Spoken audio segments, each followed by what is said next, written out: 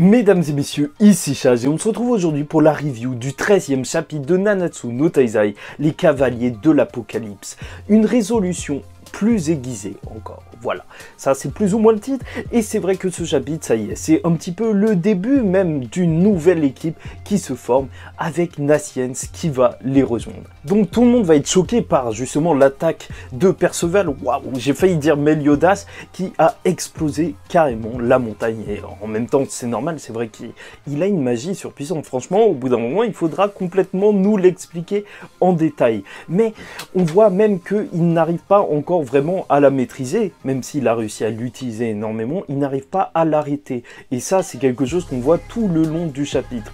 Et sûrement que plus tard, peut-être qu'il y aura des répercussions. Parce qu'en même temps, s'il laisse sa magie activée pendant 1 ou 2 jours, au final, le prochain ennemi qui va arriver, ça se trouve qu'au moins, ça laissera plus la place à Duno pour se battre, pourquoi pas, ou même à Nassiens. Ensuite, on voit que Dolores est en vie. Oui, il y a une petite blague comme quoi elle ressemble à un zombie, mais c'est normal, sa tête a explosé, mais elle a réussi à survivre en utilisant le Heavy Metal. Et en fait, j'étais assez étonné de voir que pas beaucoup de monde semble connaître cette technique. C'est vrai que vu que nous on a suivi Nanatsu no Taizai, pour nous ça semble assez évident, mais voilà, c'est Fox qui va l'expliquer. C'est pour ça que c'est assez mystérieux. Est-ce qu'il a un lien avec les Nanatsu no Taizai? Peut-être, mais surtout elle l'a utilisé super rapidement en combat. En fait, c'était limite un réflexe parce qu'elle s'est fait exploser et elle l'a utilisé directement pour se protéger. Donc apparemment, elle aurait subi un entraînement et c'est cool, mais en même temps, c'est bizarre parce que elle va pas rejoindre notre groupe qui va s'en aller à la fin du chapitre. Donc voilà, on sait que c'est une combattante, mais est-ce qu'on aura l'occasion de la voir se rebattre? Je ne sais pas. Et pour continuer sur Fox, qui a beaucoup d'informations encore et toujours, alors il sait qu'il faut détruire la baguette pour libérer Ordo. Et c'est ce qu'il va faire, il va même nous expliquer ce que sont ces baguettes, des genres de baguettes du chaos. Et là, c'est intéressant parce que apparemment, ce serait le roi Arthur qui les aurait données à ses chevaliers. Donc voilà, on peut en compter 7 sur l'image, donc peut-être qu'on sera amené à les croiser, surtout si ça transforme les gens en monstres. Est-ce qu'au bout d'un moment, on va avoir un genre de Meliodas monstrueux comme ça? Je ne sais pas. En plus, on ne sait même pas si ces baguettes, elles marchent sur une seule personne à la fois. Fait très important à préciser, c'est que Fox, il a bien en fait réussi le concours de chasse. Et même si ça peut être un petit moment marrant comme ça, il a le droit de donner un ordre à chacun de ses camarades, enfin à Duno et Perceval. Et même s'il donne l'ordre à Duno à la fin du chapitre, franchement cet ordre à Perceval, peut-être qu'il va arriver à un moment critique. Oui, bien sûr. Au final, donc, Ordo, il est libéré, donc ça fait plaisir à tout le monde, et on est obligé d'avoir un petit pincement au cœur. Franchement, ça fait de la peine de voir Perceval content pour son ami, alors que lui, il a perdu son grand-père.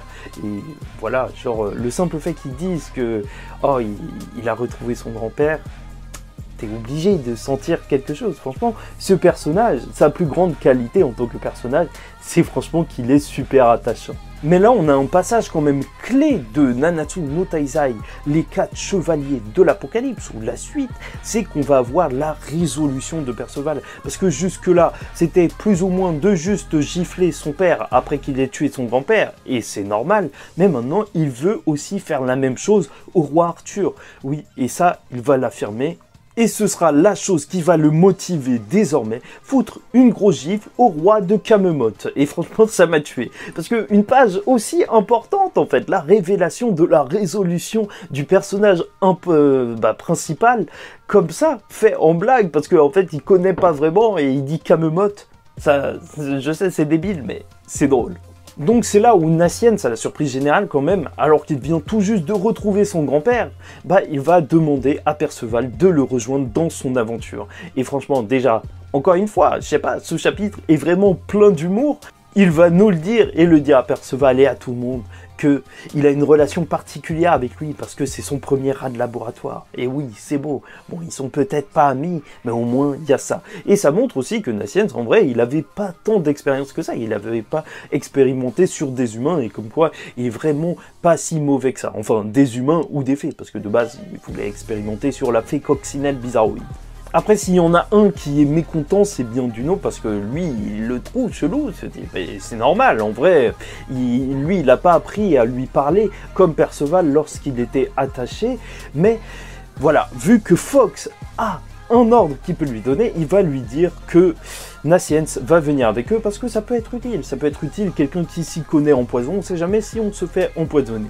Et c'est donc là qu'ils vont partir pour la prochaine ville. Ce groupe avec quand même une dynamique qui commence à être un petit peu plus intéressante, avec Fox et Luno qui se moquent de Perceval, et en plus maintenant tu auras Naciens qui va protéger Perceval parce que c'est un petit peu son rat de laboratoire, et donc Duno et Naciens ça va pas super bien marcher, enfin sûrement qu'ils seront potes, mais c'est drôle de les voir un petit peu en conflit.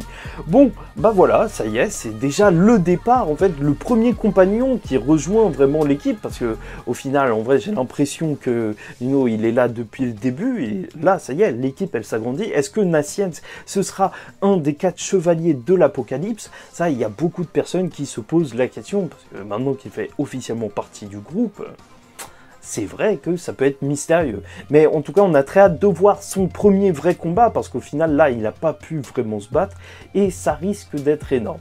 Surtout que voilà, je vous l'ai dit, même le détail de la dernière page qui est très joli, où tu vois Perceval qui est encore avec de la magie, qui est en train de partir de partout, il sera sûrement KO et aura sûrement besoin d'aide. Ou peut-être que pas du tout, et il a une énergie genre illimitée. Bon, bref, voilà, franchement je trouve que c'était un assez bon chapitre parce que même si c'est juste un chapitre de conclusion, il amène quand même des petits faits avec les bâtons du chaos, comme ça, avec Arthur. En fait, on a encore plus de révélations sur Arthur, ça commence à se préciser en fait, ce qu'il est en train de faire même en termes de projet, genre pour les humains. Et je crois que je reviendrai plus tard dessus sur une vidéo dédiée à Arthur et son côté maintenant malfaisant, pourquoi c'est l'ennemi de toute cette nouvelle génération. Bref, en tout cas, j'espère que vous avez apprécié cette vidéo. Pour moi, c'était un plaisir de vous la faire. Bah, sinon, je vous la ferai pas. Merci beaucoup. Hein. Je sais pas pourquoi, il y a eu plein de réactions la semaine dernière. Je pense que c'est parce qu'il y avait Arthur en miniature. Je pense que c'est vraiment le personnage le plus mystérieux de cette suite. Parce qu'en réalité, il est devenu l'ennemi. Encore Meliodas et tout, ça se trouve, ils sont en train de dormir quelque part. Mais lui, c'est bizarre. Bon, n'hésitez pas à commenter, me donner votre avis sur ce chapitre. Est-ce que vous pensez à une utilisation particulière des baguettes? On ne sait jamais, hein. Peut-être qu'on va tomber sur plus d'intrigues autour d'elles. N'hésitez pas à liker la vidéo si vous l'avez appréciée et vous abonner parce que chaque semaine, on va parler de Nanatsu no Taizai, les 4 chevaliers de l'Apocalypse. Et je suis désolé, j'ai pas retenu le nom japonais. Et en attendant la semaine prochaine, prenez soin de vous et je vous dis ciao tout le monde et paix sur vous.